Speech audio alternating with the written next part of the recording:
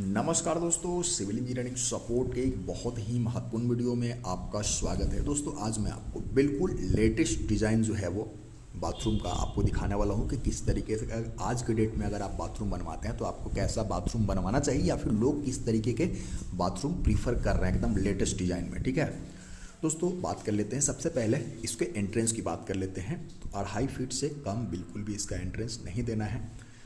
ऊंचाई है दोस्तों, बिल्कुल आप देखेंगे कि नॉर्मल जो दरवाजे का होता है 7 फीट ही इसका ऊंचाई रखना है।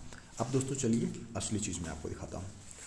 दोस्तों अब सेटअप करना बहुत बड़ी बात है कि आखिरकार हम जो है वो टॉयलेट सीट कहाँ पे लगाएं। साथ ही साथ दोस्तों आजकल जो है वो बाथरूम में ही देखेंगे कि बेसिन भी लोग लगवा रहे हैं, सिंक भी लगवा रहे हैं। ठीक है, और एक चीज़ देखेंगे दोस्तों कि नहाने की व्यवस्था तो बाथरूम में होनी ही चाहिए।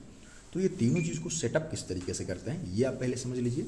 और कलर कॉम्बिनेशन की बात कर लेते हैं दोस्तों। बहुत ज़्यादा ब्राइट कलर आपको जो है वो किचन में इस्तेमाल नहीं करना है। ठीक है, आपको क्या करना है दोस्तों, बहुत ही देख सकते हैं डिसेंट इस तरीके से कॉम्बिनेशन आप बनवा सकते हैं।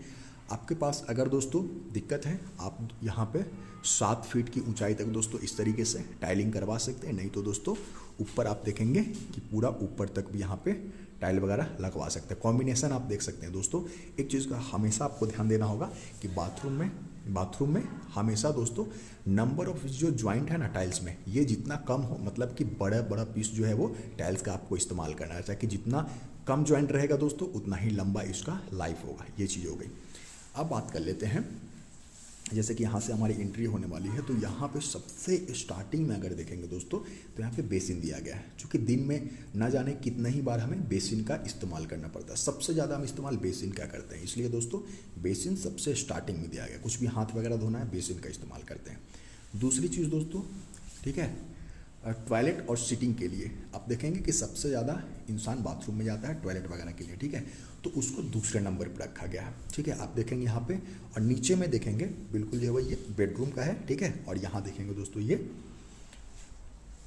बाथरूम में कोई भी डाउन स्लैब वगैरह देखने को नहीं मिलेगा। क्योंकि इसमें दोस्तों जो कमोड लगेगा वो वॉल हैंगिंग लगेगा। मतलब कि दोस्तों जो हमारा कमोड लगेगा दोस्तों वो नीचे से ना लग करके इस वाले फर्श पर नहीं लगेगा।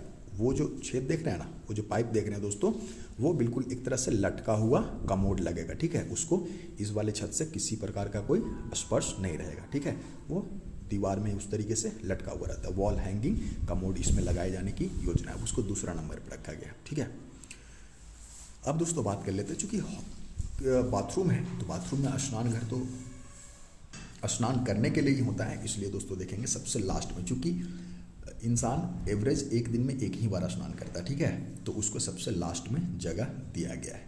तो इस तरीके से आप देखेंगे दोस्तों पूरा का पूरा सेटअप। और बढ़िया वेंटिलेशन दोस्तों ज़रूरी है। किचन हो, हॉल हो, उसी तरीके से दोस्तों बाथरूम में भी वेंटिलेशन सही तरीके से होना बहुत ही ज़्यादा आवश्यक है। और एक चीज़ दोस्तों ध्यान देने वाली है कि आप देखेंगे यहाँ पे जो फ्लश टैंक है वो इसी दीवार के अंदर ही फिट कर दिया गया। फ्लश टैंक आपको बाहर से देखने के लिए नहीं मिलेगा, जो कि आपके बाथरूम का लुक को कई गुना और ज़्यादा बढ़ा देता है।